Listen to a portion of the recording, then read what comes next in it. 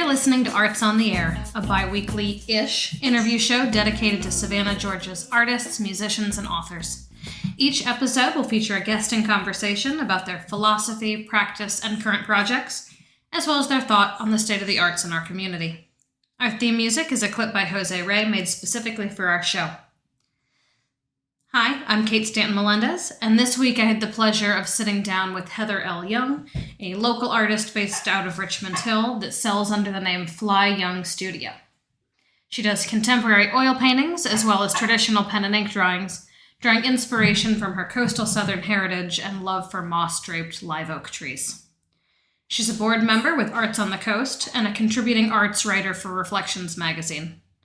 You can find her work in ShopSCAD downtown and Arts on the Coast Gallery in Richmond Hill, among others.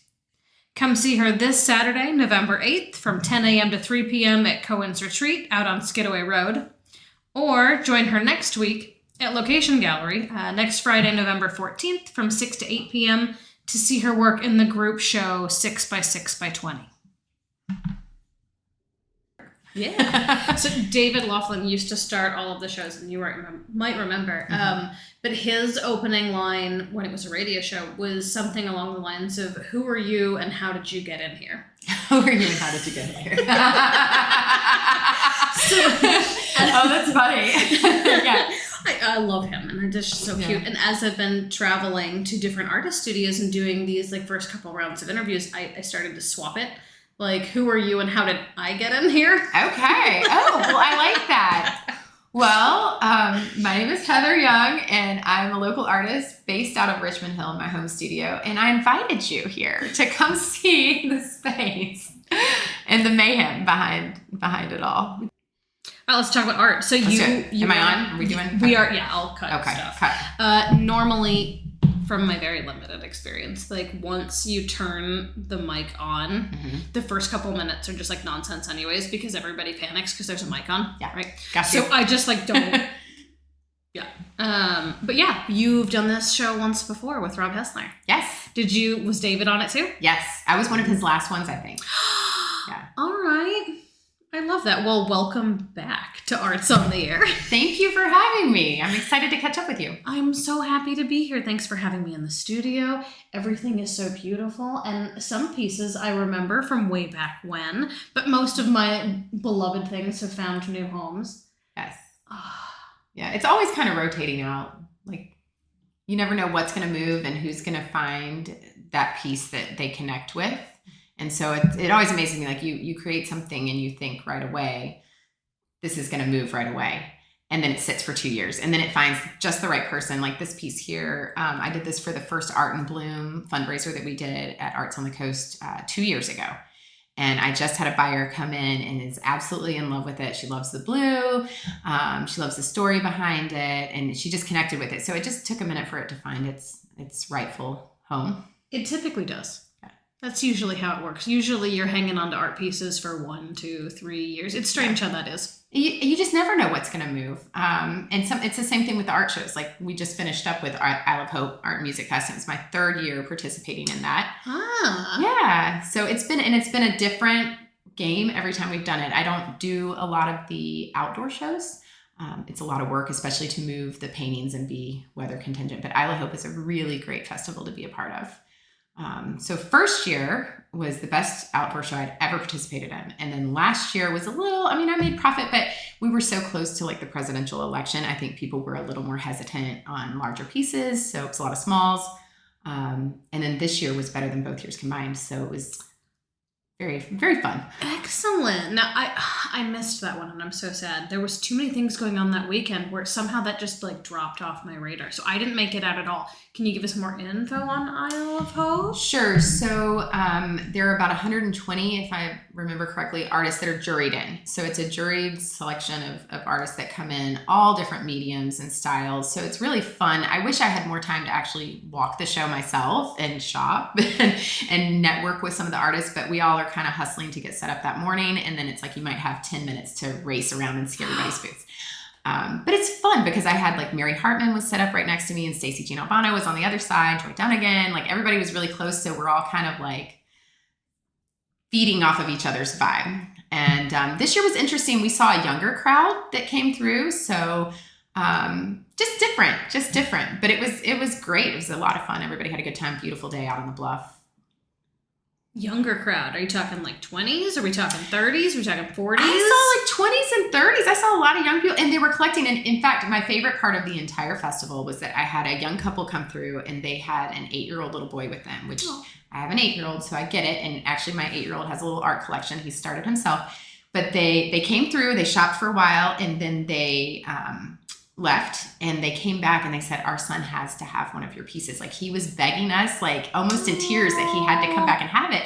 And so I love to see young families fostering, collecting art, supporting local artists and young children. So that was really, honestly, the highlight of my day. What was the little boy's have-to-have piece? He had to have a Wormslow piece, and he actually walked away with 2. He got a Wormslow piece and an Ossaball Island piece. So both tree canopies, oil painting prints.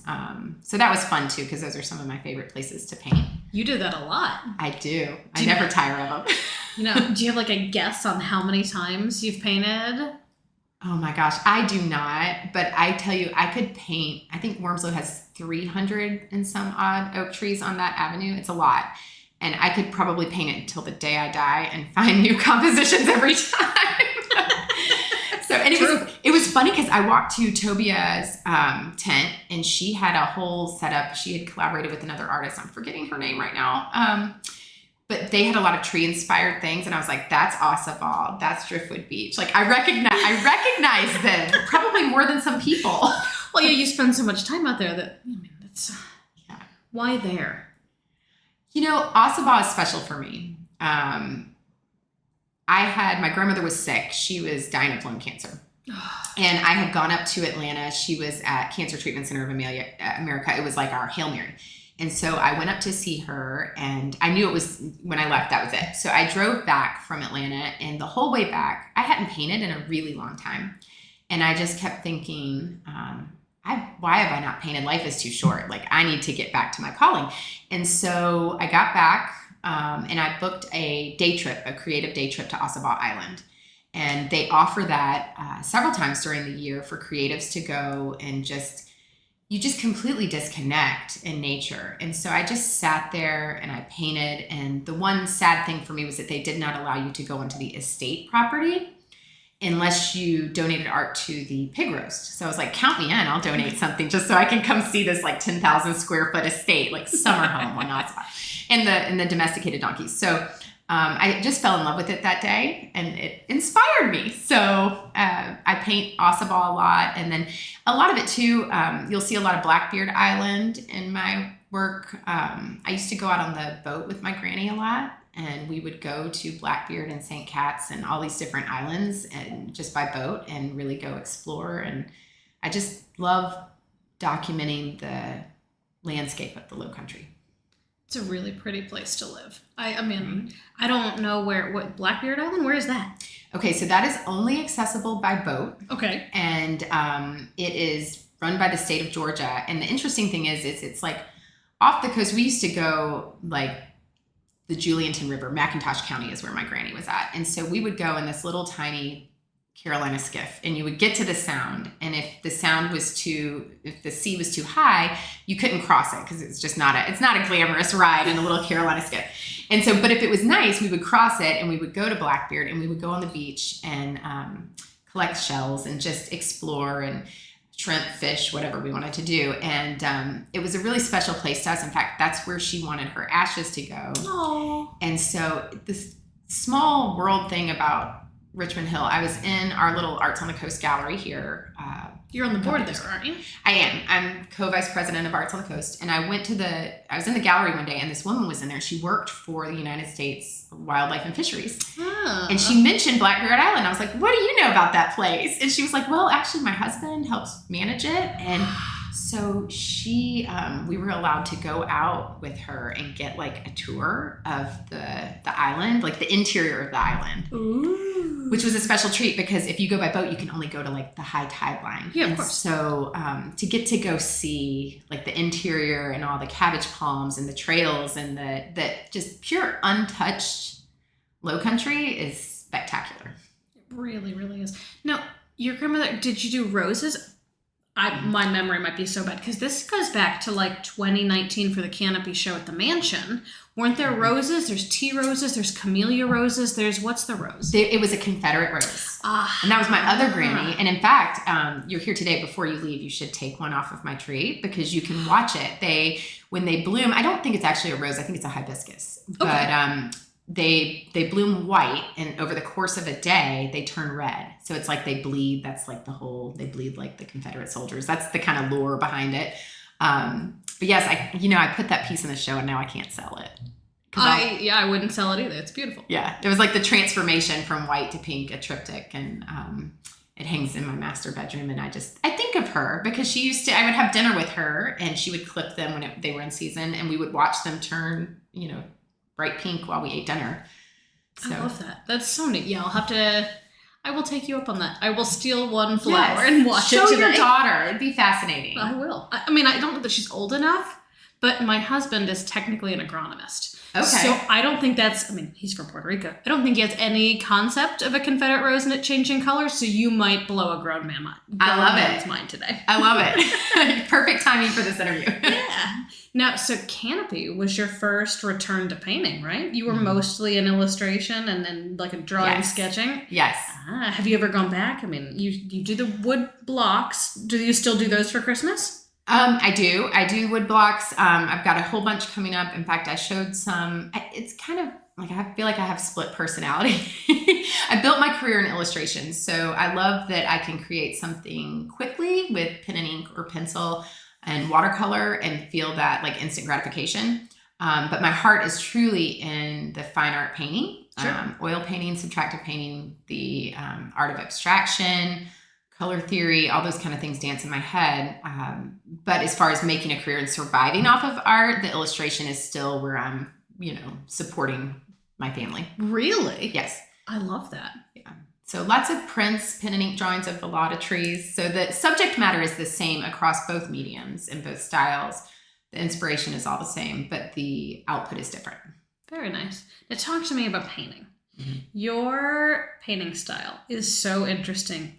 Teach me what the heck you're doing, because that's like I've seen you work.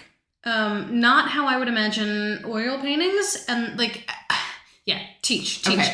So I paint in very thin washes of oil, and I take a wash that goes over the entire surface of the painting, and then before it dries all the way, I take erasers and erase out the highlights underneath. So then I layer up different colors, and it's a very organic process. Sometimes sometimes they sit around in the studio for a year before I decide to put another wash on them. Sometimes I'm in the flow and it's like they speak to me. So I know what colors to put on. And it's a very liberating experience for me to be able to loosen up because my illustrative style is very tightly rendered. Sure. But yes, I like painting the negative space, if you will.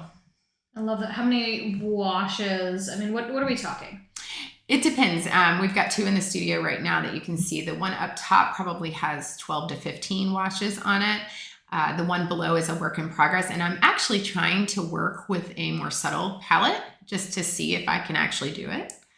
But I usually very much gravitate towards very bright color. It's just so happy. But I love the ethereal vibe we've got going down here. That is much softer. And it's not even pastel. Like, I don't know how to describe that. Yeah.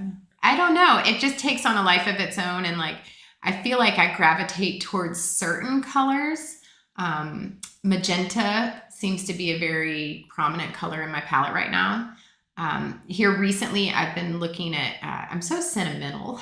Everything has got a connection, to a memory or a piece from my youth. But I did some pieces that were inspired by a color palette of a wallpaper mural in my childhood home. Cool. Yeah, and it was like a low country scene with mossy oak trees, and I'm sure the palette was tainted or tinted by cigarette smoke and things over the years, the things they did in the 70s. So it had that kind of olivey greens and slight warm undertones, little peaches, things that had faded. So I've been kind of working with that palette a little bit too. It's very mid-century. I don't know. I love that. Yeah. That's so fun. Do you start with like a base coat of one color each time, or do you switch it up? That's a really good question. So I do my underpaintings in acrylic. Okay. And sometimes I get really colorful. So if you look at the piece here, the bright blue and the yellows and the bright greens, all of those bright colors are actually the underpainting. So the oil washes are the darkest portions of the piece. Ooh. Yeah, so they kind of build up like a kaleidoscope, and sometimes I overwork them. I did that recently, and I was so frustrated. I worked on this painting for like a year, and I had thought about burning it probably 1,000 times. Don't do that. I didn't burn it. I poured resin on it so I would stop working on it. All right. That's reasonable. It actually turned out quite spooky. A lot of people actually like the darkness of it, but it was... not what you were going for? No, not at all. It should have stopped like 8 washes before I did. You have to experiment. Yes. What's the weirdest thing that's happened in the experimental phase recently? Have you learned something? Ooh. Like as a painter, you constantly try new stuff, constantly. I've been playing around with a lot of metallic underpainting. Okay. To kind of add a little shimmer to the pieces, and they've been well received. So that's been kind of fun to, try out different. Not all metallic paints though are made the same. So that's been kind of a tricky thing. Do you have a favorite? I do. Nova paint. You have to order it in because they used to sell it at like they don't anymore. So you have to order it in, and it's so worth it. I used to use it years ago to paint murals, and they would send you, you'll appreciate this. They would send you a color chart where they had like dabbed their finger in each like jar of paint and made you the swatches.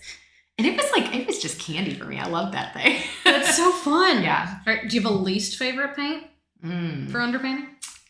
Or in general? No, I don't think I have a least favorite paint. I just try to stick to decent grade acrylics because it's the foundation of the whole painting underneath there. Love that. Where are you next? Because you've got Cohen's Retreat coming up. I do. I have Cohen's Retreat this Saturday from 10 to 3. I've never done that one, so I'm excited. Try something new. And then what else is on the agenda? Where is that one? That one is, Cohen's Retreat is, I think it's off Skidaway. Don't hold me on that. Okay. It's like Midtown. It's like an old building that they renovated, and they've got this really cool restaurant and marketplace in it. And it's a great event venue. I had another artist that was telling me about it, and I was like, you know what? Maybe we'll try it this year. I'm getting out of my shell a little bit. And then the 6x6x20 show at Location Gallery. So that's opens November 14th.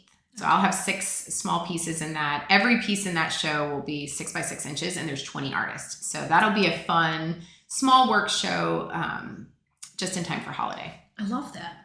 Yeah. That's so fun. Aww. So lots of excitement. It's a fun year. Like, this is the fun time of year to be involved in the arts. It's crazy. Like, I feel like I'm chasing my tail all day long, and my children, and like, where's the inventory for this weekend? Something about like October, November, right as you lead into the holidays. Yes. The weather is so pretty, and all the markets, there's always something going on in Savannah. So hopefully you sell out of everything. I hope so. Yeah. I hope so. Yeah. And then get some quiet time maybe to paint around the holiday season, That's usually how it works, right? Like as you get closer to Christmas, the personal life has to take over, and like the production kind of slows, and then January, like everything comes to a halt in town, so like you can finally breathe and then like recalibrate. Yeah. Prep for the summer or the spring shows, do it all over. Yes, and I've kind of been whittling down like the commission work. Like now I don't really take commissions unless it's something that I'm super interested in doing, like an oil painting of a big tree or something, But I used to draw, the illustration. I would draw houses, and I would do 15 or 20 of them in a month and draw my fingers off. And I don't do that anymore. So that's been nice to be able to kind of coast into the holiday season and enjoy it with my family. Yeah, it's always harder to be like directed. I feel like a house painting would be so fun, and yours were beautiful, beautiful, beautiful. I love them, and you should like eventually bring them back, but like maybe one day. Yeah, once you've had some like space to walk away from it for a while. Yeah, you gotta like rotate. Yeah, keep yourself occupied. I kind of feel that way. Like the wood blocks I've been loosening up with pencil, like graphite sketches instead of pen and ink, and so that's been kind of nice to work with a softer medium and then apply the watercolor washes directly to the wood blocks. So I've been enjoying kind of playing around with that. That's been a nice kind of in between from the OCD of pen and ink and the time constraints of oil paint. A little more forgiving on the watercolor end?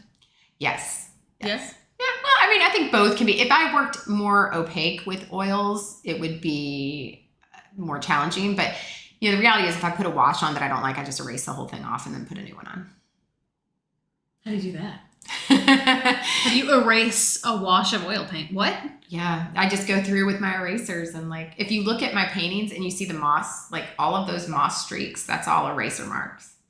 So if I really didn't like that dark blue, I would just erase it all off and put another color on. I think you just broke my brain. There's a video of how I do it on my Instagram account and on my website, so you can see kind of how it builds up. So that would make, yeah. I mean, that's part of why a radio show to talk about art is like a little bit difficult. We will link to your Instagram and the website, and awesome. I'll take some photos before I go because, you know, it's been years since I've seen you. I worked with you at the Mansion on Forsyth Park in like 2018, 2019, early 2020, but I haven't seen you since. Yeah. Well, I think you took a detour and went to Charleston for a little while. I was gone for 4+ years. Yeah, 4 years. Happy to be back in town. But yeah, I don't think I've run into you since. It's been a long time. No, and it's hard for me, honestly, to get to a lot of the openings. I'm usually like the first one in or the last one there, like to come see it. Or if I'm making deliveries to like ShopSCAD, I'll try to go into the galleries when it's not opening night, which is actually kind of nice too, because you can focus more on taking in the art than on like running into everybody you know and they haven't seen you in 6 months. Where you been? Like, I swear I'm following all of your work. It's just hard when you're, you know, we're detached out here a little bit and still very busy with young children. So no, where all is your work downtown? You're in ShopSCAD. ShopSCAD. I show at Location Gallery a lot. And other than that, that's about it. SCAD is my biggest retailer. So I'm very, very grateful to them. That makes sense. Yeah. Because you have an illustration degree from SCAD, right? Yes. And they have been very, very supportive of my career. So I'm grateful for every bit of opportunity that I have there. And then I participate in a lot of group shows. I do all of the Arts on the Coast shows out here in Richmond Hill, and those are a lot of fun. We have a fundraiser twice a year called Art in Bloom, which you've probably heard about that concept in different locations.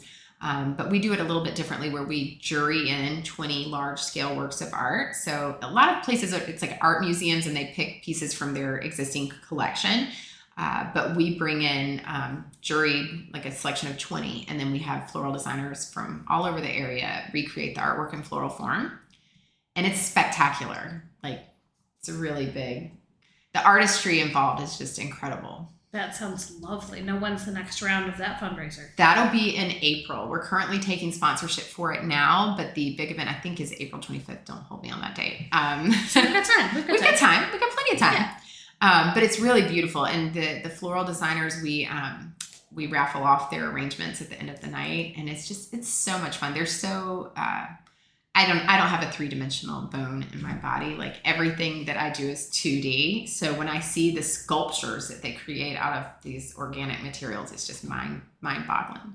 I don't have that gene either. Whatever the 3-dimensional, I can't. Isn't it weird? Like, I don't know why that is. Because some artists are very proficient in both. Some people can do both. No. Mm-hmm. No, I can draw what I see, but sculpting always, I tried to avoid all of those 3-dimensional programs at SCAD. I didn't want to touch them. I don't like playing with clay, Play-Doh, none of that. I don't think I even passed the like 3D AP stuff in high school. Like, getting into art school, I don't know that one made it. I don't think I got college credit for that. I think it was so bad they were like, nah. No, just not your jam. Try something else. We know our limitations. That's okay. Yeah. All right. What's your earliest memory of creating art? Oh my gosh. I can't even remember a time when I didn't create art. But I will tell you a funny little story though. I do remember my great aunt, who we lived with until I was 8 years old. She used to doodle while she talked on the phone, like the phone that was wired to the wall. And so she always had a doodling pad, and she would draw these like kind of vintage cartoony looking ladies, like almost like fashion illustration. And I do remember being like 6, 7 years old and trying to emulate what she was doing. So just a doodle. So that might be probably my earliest memory. Was she an artist, or was it just like a pure phone doodle? It was just a mindless doodle that she would do, because you were attached to a wall with our phones back then. You weren't multitasking all around the house. You were stuck. Love that. When are you most creative? Morning, night? Ooh, well, I've turned into a total light snob because of the studio space. I don't like to paint at night anymore. I can draw at night all day long, but if I'm going to paint, I want to see it like illuminate out here. And so my studio, has glass ceiling, glass walls. We literally bought a whole house because of this one room. I believe it. Yeah. And so my favorite time of day to paint is in the morning. Like just the kids are off to school. My husband's gone. I'm out here. It's just me and the dog and the birds. My happy place. It's a beautiful studio space. Totally worth buying a house for. Yeah. I am just in love with this glass, wonderful room that we're sitting in that's also air conditioned. Like, yes. So cool.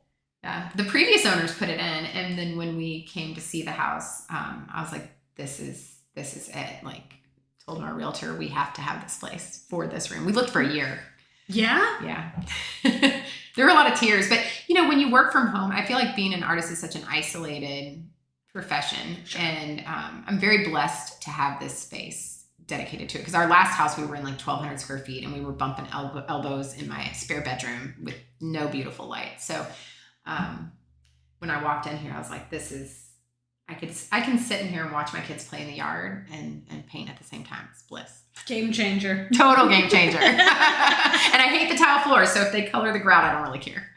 All right. While you're working, tea, coffee, something stronger? Oh my goodness. Wow. That's a good one. Well, it just depends. So most days I start with coffee.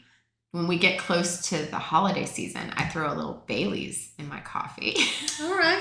Just to, take the morning edge off a little bit. And then I'm trying not to drink so much soda. So I drink a lot of carbonated water. It's very boring. I do too. Yeah. It's so good. How am I at this stage in my life, right? Like, when did I become the carbonated water drinker? In college, I would drink like a 6-pack of Coca-Cola like it was nothing. Yeah. We can't do that anymore. No, definitely can't. If you could steal one artwork from any museum, what would it be? Oh, wow. Steal one artwork. There's so many. Right? Yes. I mean, Sunday in the Park, my husband proposed to me in front of that one. Aww. Chicago Art Institute. But that's a really big painting to try to haul out of a museum. I mean, there were no parameters on how excellent of an art thief you were. I mean, if I had a whole crew and maybe a forklift, the Louvre round too. You got this. Oh my gosh, right? How crazy is that? How people?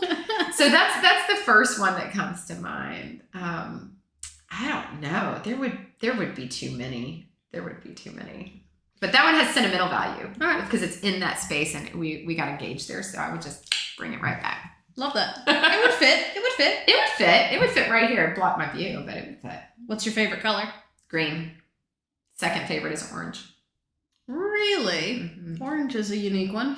It's energizing. I feel like it's a very punchy color. So I enjoy orange as my second favorite. Describe your art in 3 words. Moody. Colorful. Organic. I love that. I could probably say more, but you said 3, so I'll follow your rules. So how long have you been in Savannah's art community? Years and years. You've been here a while. Yes. So I'm from Savannah originally, and both sides of my family are from here, but I moved all around as my dad climbed the corporate ladder, and I came back in 1999 to go to SCAD. So I've been back since 1999. Long time. All right. So you're like an OG in the arts community? Maybe. I was doing the illustration thing for so long that I felt like an outsider in the fine art world. So it really, that 2019 show, Canopy at the Mansion, was really a putting myself out there kind of moment. So I was grateful for the opportunity that you and Carmen gave me to be able to hang my paintings. In hindsight, I look back at that and I should have prepared for that for way longer in advance. I feel like no, the show was beautiful, and I still quote that show as being one of the hardest things I've ever hung, just because of the grid system. No, I talk about you all the time when I have these curations. I gave you trauma. I gave you trauma. That's not the word I'd use, but I'd find something parallel. Okay. How many trees did we do in the little ones? Like there were 21. There were 21 10 by 10 inch squares. One for each of the Savannah squares. It was a lot. And then, that building's historic, so like the walls are not level. My dude, they were not at all. And so Carmen Aguirre is one of these, like, it goes here, and she'll just like point and like hit stuff with a hammer. I am a neurotic math person. And so Carmen was totally right. Like, because the walls were funky funk, and then the lighting hits, once you get all 21 on the wall, the shadows kind of change. So if you're off by a little, nothing, it doesn't matter in that particular space, right? In a museum space where everything's whitewashed and bright, you do notice. So the amount of math that I had to do, the amount of holes I put in that wall, and she's just standing behind me like I am dumb as rocks, because I had to have it all perfectly worked out, and nobody cared about me. There's two types of people, though. There's two types of people. So there's the people that measure and the people that put a lot of holes in the wall. Like, I'm the person that puts a lot of holes in the wall. I'm with Carmen on that. My husband is not. So I only hang artwork when he's not here to see how many holes I've banged in the wall.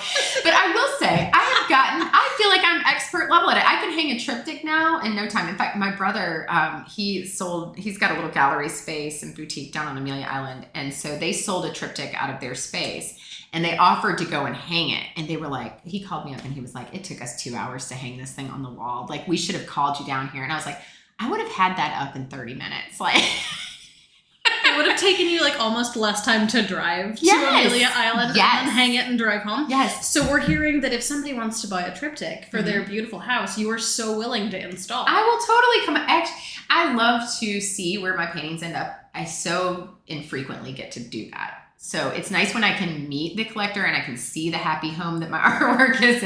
And like, that's a gift. I love it. Well, do you sell more stuff to people within the Low Country, or like people traveling through that just love our landscape almost as much as we do? Yeah, it's kind of a toss up, because we live in a very transient community. I feel like between the college and the military bases, like we have a lot of people that want to take a little piece of the Low Country with them when they leave, or a lot of people that come here and get married and they want a piece that like commemorates that. Sure.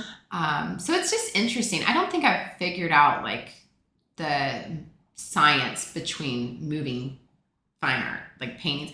I can move illustration, prints, note cards, tea towels all day long. Like, I got that system down. But when it comes to the fine art thing, I mean, I've been doing it now for a minute, and I'm like, I don't know what the secret sauce is. It's just random. I don't think there is a secret. It's so bizarre. And then I feel like the outdoor shows, like Isle of Hope, you go there and you could have a horrible day. Like, you just don't know. You could have a horrible day, and then somebody could call you 3 weeks later and say, I saw you at Isle of Hope. I saw that piece. I want that, or I want a piece very similar. So it's just all it takes is one. Sure. And I think it's like a lot of artists have a fear of putting themselves out there. Yeah. It's that fear of rejection. Like, I'm not good enough. I don't fit in. I'm not in this circle. And I think more of us need to just tune that little voice out in our heads. Maybe in my 40s, I'm getting that, like, confidence that it's just like, if it's not your cup of tea, it's not your cup of tea. Like, It's not for everybody. It's not supposed to be. It's for you. It's for your collectors. It's beautiful work. So if somebody doesn't like it, they're wrong. But, Well, thank you. I like that. They're just wrong. We don't have to agree with you. Yeah. We agree to disagree.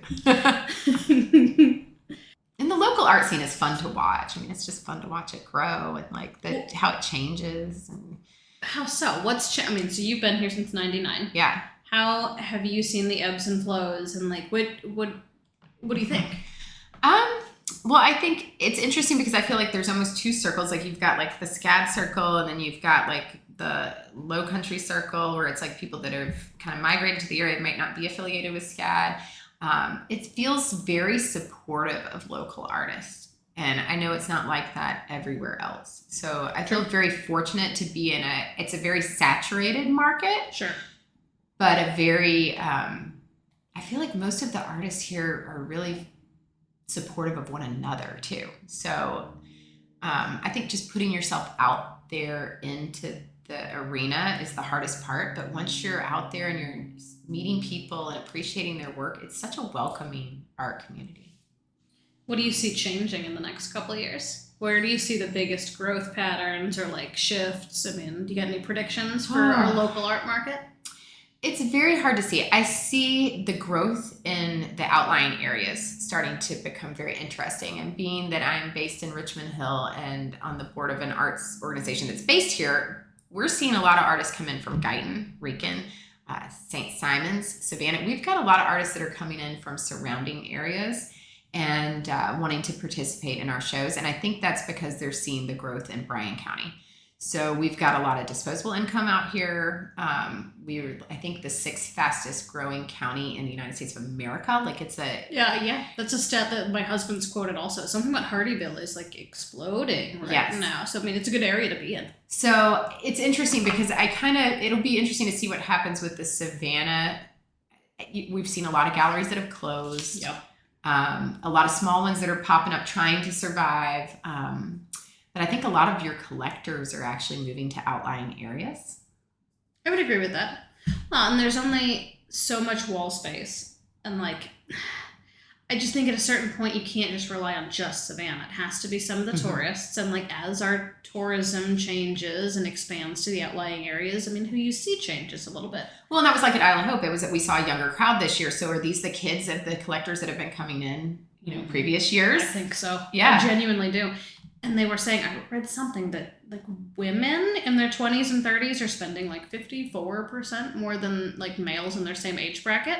Fascinating. And they're the decision makers. Like, yeah. I mean, we're seeing instead of that 50s and 60s, the empty nesters being the primary buyers, it seems to be earlier and earlier because people seem to be putting off kids. Yes. So we've got the people dipping their toes into being a collector in their late 20s and early 30s now, which is so much fun because you can experiment. Gosh.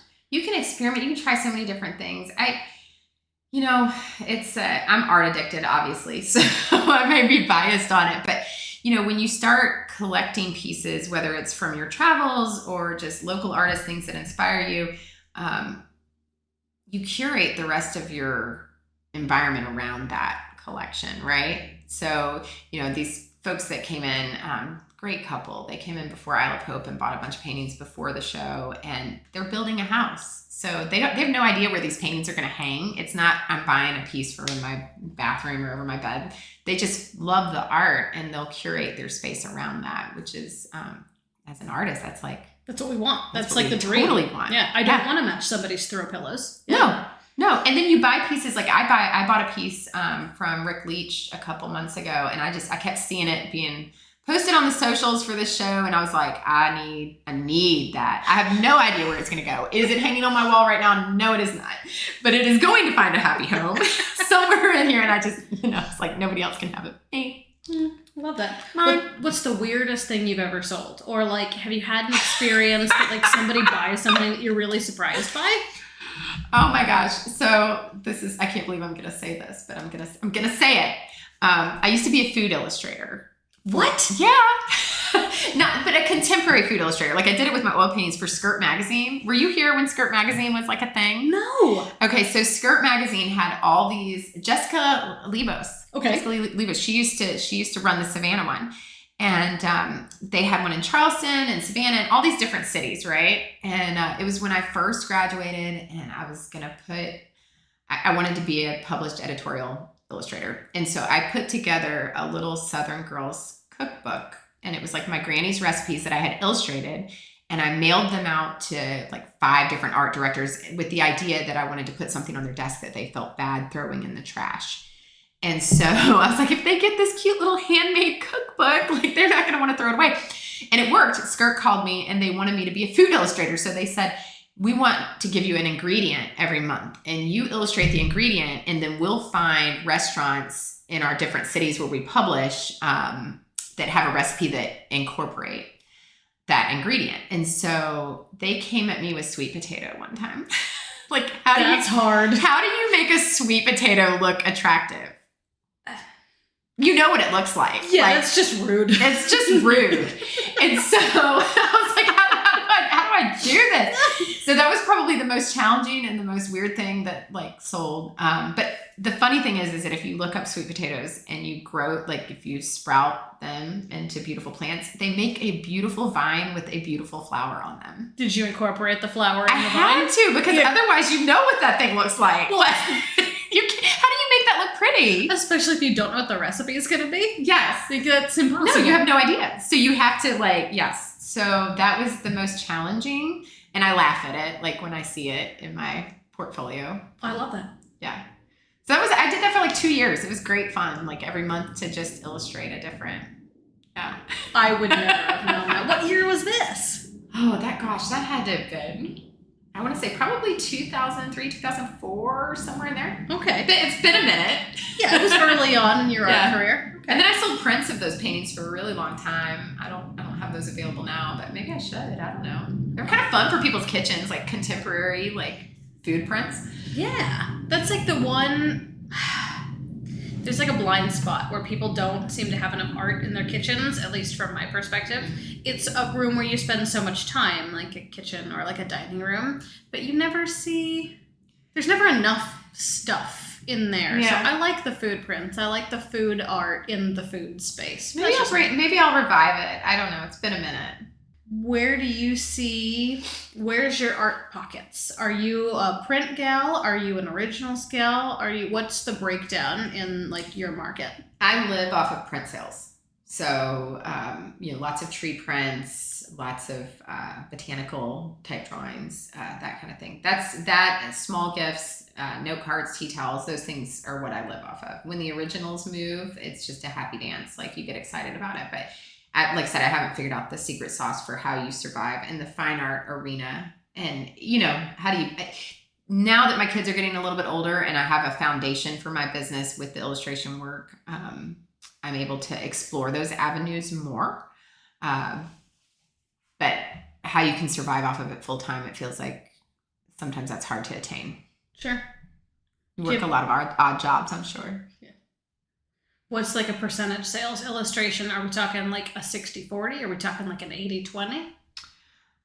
It's probably at this point, it's probably about a 60-40. What's been interesting to me is to see this switch. I was primarily bringing in most of my income on online sales. Sure. And then the past 2 years, my local sales have surpassed the online sales. I love that. Yeah, which is exciting to me. Huh. So to feel supported in your own community is a nice thing. I mean, it's fun when you ship something to like Australia. That's, you wake up and you've got a sale somewhere obscure and that's fun. Like it's exciting, but to feel supported by your own community is a really special thing. Yeah. It was an interesting move, like to Richmond Hill from Savannah. Like Savannah, you're so clued in and connected. And out when I first moved out here, I was like, really, where is the arts community? And then I didn't have to look very hard and it's grown tremendously. I think I started with Arts on the Coast in 2018 and they didn't even have a gallery at the time. And now they've got a gallery space that we've subsequently outgrown and we're raising funds for a cultural arts center. So to see that level of growth is encouraging. That must be so much fun to be a part of too. It's super fun. It's exhausting. We're all volunteers. Sure. But it's very rewarding when we see a massive turnout at our shows and people willing to contribute to the idea of having a space. Right now, our community is very sports centric, I guess if that's a word. But there's a lot of kids that are not into sports that would rather, and not even kids. We have a lot of retirees. We have people that want to come and take classes and have a facility where they can do that. And we don't have that here. So that's the exciting thing for me to think about is 10 years down the road, having some sort of cultural arts center where we can have workshops, artists in residence, gallery space, working artists, go see artists working in their studio spaces. So I have a vision for what I would like to see the art community become here.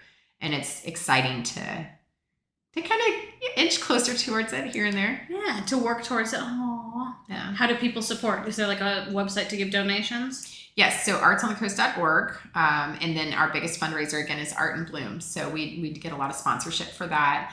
And really, it's just letting people, showing up at our events. When we have highly attended events, city officials see those things. And so I think that goes a long way to just encouraging, like, hey, we're here, we're making art, we're doing great things. We just need a little support to lift this goal off the ground a little bit. Now, who all works with you over there? Who should I talk to next? Ooh, that's a good one.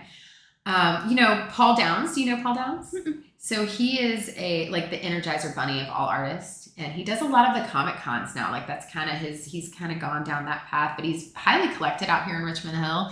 And he's also the my co-vice president with Arts on the Coast. So he's a fun one to follow just because he's like never runs out of energy. Like how do you make that much art? Like how do you do that without draining your soul? So he would be a fun one to talk to. We've got a lot of great artists out here. Janelle LaCoe is also on our board. She's amazing. Joy Dunnigan, if you haven't talked to her, my goodness. Her photography, especially of Ossabaw, is it's just magical. So there's so many different artists working in different mediums. It's exciting to collect. It's exciting to find out how they work and how they live. And Jamie Niles, I haven't seen him in a minute, but he does a lot of resin work, and he does put 10 coats of resin on a painting. Like who does that? That's heavy. You can't just hang them on your wall. Like you have to there's got to be a system. Well, yeah, and how do you not get stuff in the resin coat? I mean, how do you protect it 10 times to have no dust? You got to see. Yeah, he does. He gets some things. In fact, he had a fly get in one of his pieces. I interviewed him for Reflections magazine, and he said he had a fly, and I said, I would have left it in there. That would have been the conversation piece to have. That's true. I would have left it. But yeah, I haven't heard from him in a while, so I'm not quite sure what he's up to. But when you get into the different communities, especially Arts on the Coast is a super welcoming, non-pretentious group of artists. So when we get together and have our quarterly meetings, and you see what people are creating from some people are career artists, some people are just getting their feet wet. But when you see what people are creating and dabbling with, it's impossible not to be inspired. So, and I love going to sulfur shows, the shows down there, and seeing all the different people that they bring together for a group show. I don't know. I could spend hours staring at all those different mediums and wondering how could I try to apply certain things to my technique. And, I have more ideas than time. Yeah. I think that's true for most everybody. Yeah. I believe it. Yeah. You're a busy lady. It's fun. Yeah. I would be bored to death if I wasn't a busy person. I like to have my hands in a lot of things. I feel like I'm losing my mind. I don't sit still very easily. It makes my husband so upset because he's like, you can't watch any TV. The minute you stop and just watch TV, you fall asleep every time. And I do. You just crash? I do every time. I have to be doing something with my hands. It's nice to see you again. Thank you. And thank you for doing this. Thank you for sharing artists and their inspiration. And it's always fun to listen in and see kind of what's behind the scenes, because sometimes we're all holed up in our little caves, So, all right. I mean, in the past 4 years, is there anything that we haven't talked about today that you would like to talk about? Is there anything that I should be tuned into that I'm probably not because I'm still a newbie that's locked in my house with a 1-year-old? I can't think of anything offhand, but if I do think of anything, I'll let you know. It is interesting, though. You brought up an interesting point a second ago about having a brick and mortar space. So somebody like Tamara she's got studio space, and so it's interesting to see Brian McGregor. I think he's been in City Market for a long time. People ask me that question a lot. Would I want to have my own space? And right now the answer is no. I enjoy the flexibility of being able to be right here and work at home in my pajamas, I love that for you. Yeah, that's great. Now, if we were to get a cultural arts center going out here where you could rent a studio space, a room, and I could go work there 2-3 days a week, I wouldn't mind something like that. But the actual commitment, Tiffany Taylor, her gallery is, she shut that down. And it was there for so many years. Yeah, and she was the coordinator for some of those art walks. Yes, she created it. I think it was her. Did she? Yeah, she lives out here now. She's in Richmond Hill.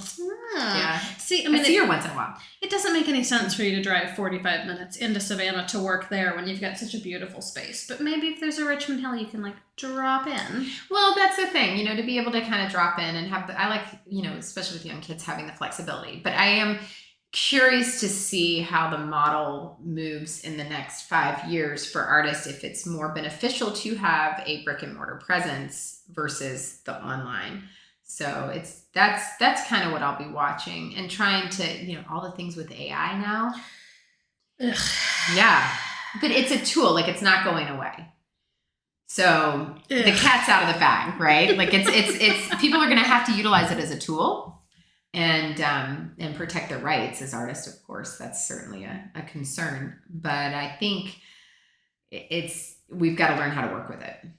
That's a problem for somebody much smarter than me. I'm just going to pout because I hate it. Yeah. I know that's like not the prevailing opinion. My former assistant, Amanda, who I love dearly, she works for a local print shop now, and somebody came in with an AI created piece of artwork, if you want to call it that, and she refused to print it for him because she said, I can see another artist's signature in here. Like you used AI to create this. So I was like, bravo for you for being like, you know what, we're not gonna infringe on rights here. I love that. Yeah, we're in tricky territory. But you have to utilize it. So when I was at ShopSCAD a million years ago, I'm a dinosaur.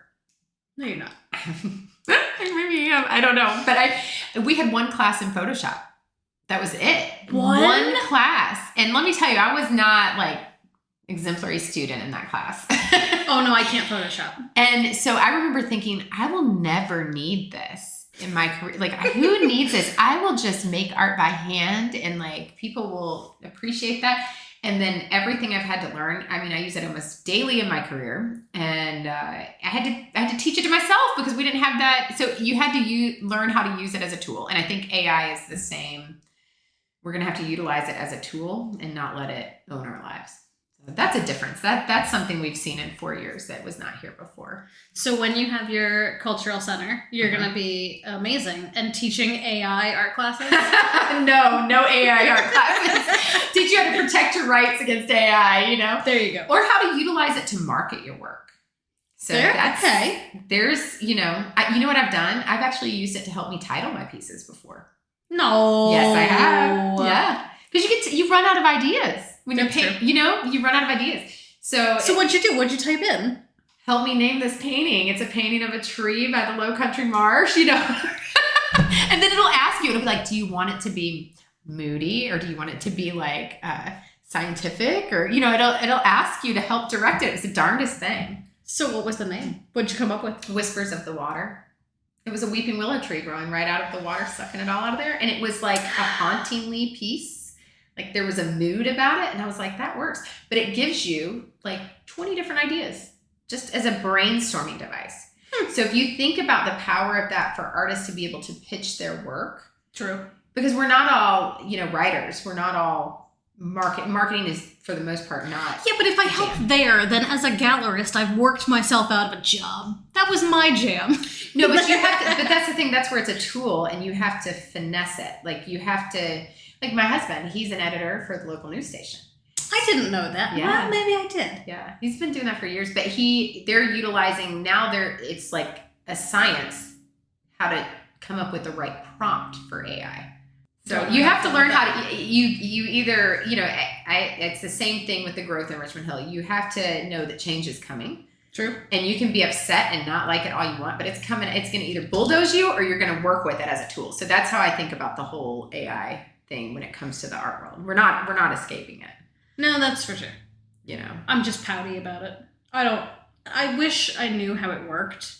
Maybe I should play with it a little bit more. I know people that like use it to write grocery lists, and I just panic because the water waste. But I guess before I just jump into hating something, I probably should be more informed. Well, I think there's a lot of unknown with it. It's scary. It's scary technology, but I do think that there's opportunity. There's to find good usefulness out of it. Very true. You're so optimistic and like happy all the time. Not all the time. Ask my family that. But I do think that there is power in positivity. That's true. 100%. Like my sister-in-law is the most positive person I've ever met in my life. She says even more positive than you? Way more. Like she wakes up, good morning. Like if she listens to this, she will laugh at that. But she's like, good morning. Every day's a great day. Like she starts every day with that kind of like, it's a blessing to wake up today. Oh. So I'm not always like that. Sometimes I'm salty, but you know, we just have to make the best of whatever situation we have. And AI is not something that we're going to escape. Not what I thought I would be talking about today, but you're right. No, I know you can edit it to your heart's content. I just, you know, like It's a fascinating change in the art world that I'm seeing rapidly happening. See, and that's part of why I love these interviews, because I never actually know what's going to happen when I sit down. And now I've got something to research, and the people listening to us probably will too. Yeah. Well, I think artists need to be aware of their rights with all of that. That's a big one. We're going to need some lawyers. We're going to need some parameters. That's absolutely fact. And it started, NFTs kind of started some of that too. There's so many shades of gray with the digital realm of the art world. So maybe that's why I'm so anti-AI and have ignored it, because the NFT thing, I did not know what to make of it. And then it fizzled out where it like solved the problem. Yeah. So I guess I was hoping that AI was but there's no way. It's just not the same thing. I think the pendulum swings, right? So there is no comparison to seeing artwork in person. For sure. And original artwork, there is a texture, a grit, a emotion, a feeling in it that you cannot get from a digital screen. Yeah, absolutely. You can't get that. So, I've had people come to me, very big corporate clients, that have come to me wanting to license artwork and actually told me, I'm not going to name names here, but they told me we usually pay about $150 and get it off Shutterstock.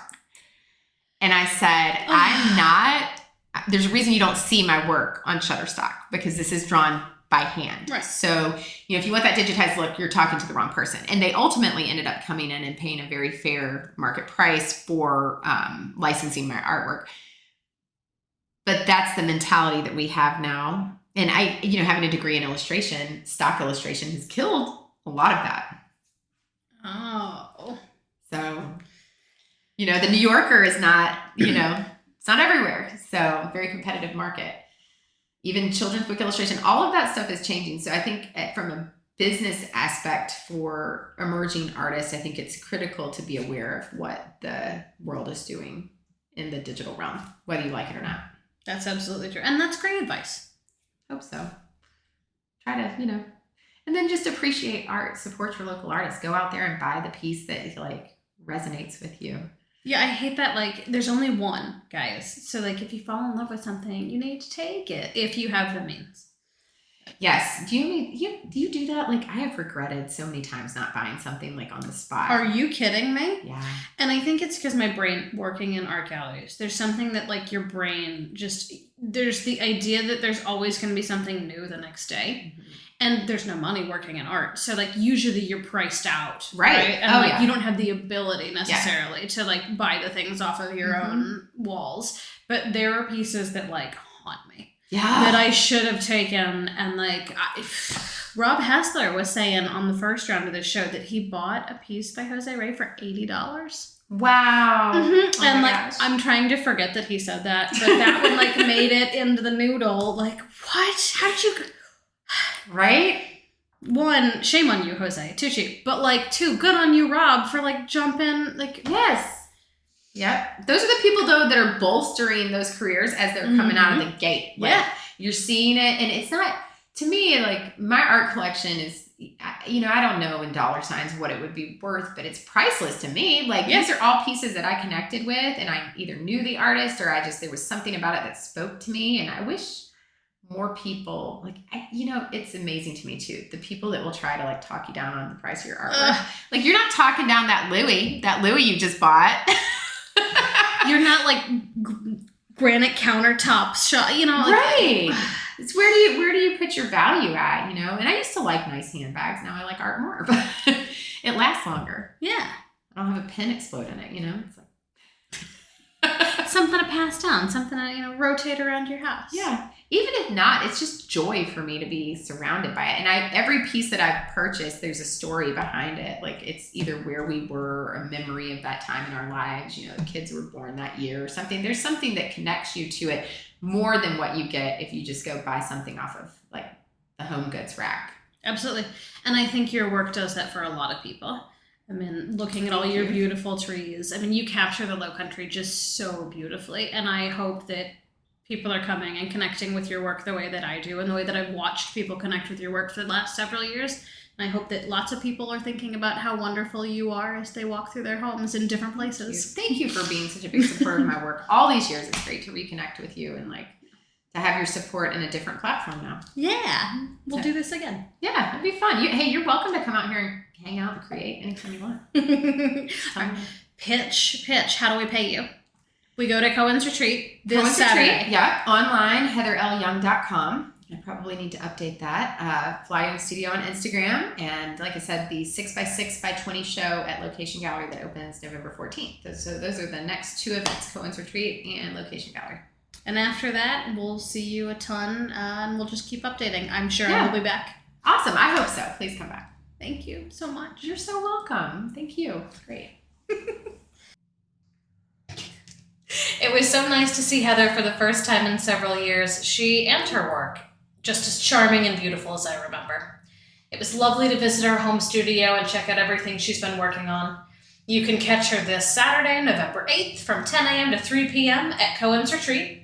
Or you can catch her at Location Gallery next Friday, November 14th from 6 to 8 p.m. in the group show 6x6x20, or both. I skipped an episode in October, so instead of the normal 2-week gap, I'll be back next week, chatting with Chuck Carbia. Chuck is a fine artist, performance artist, college professor, and musician. He's also married to Kelly Beamer and made a guest appearance on her episode a few weeks back. You've got 2 opportunities to catch his Latin band, Tocomos Mas, this weekend. They're playing Rancho Alegre this Saturday, November 8th from 6:30 to 9:30 p.m. And they're playing at Savoy Society this Sunday, November 9th from 6 to 8 p.m. His other band, Donna Savage, will be playing at the Dairy Days Festival on November 15th.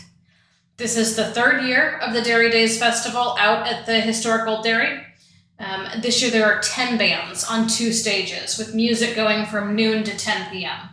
There are also immersive visual arts installations, a gallery and bazaar, art and food vendors, etc. Doors open at 11 a.m. Tickets are only $30.52 and can be purchased online through the 912 group. Apologies for my daughter eating a popsicle and my dog barking in the background. We've recorded this 18 times, and we love you. We're going to have to give up, and we'll catch you next week. Thanks, Savannah.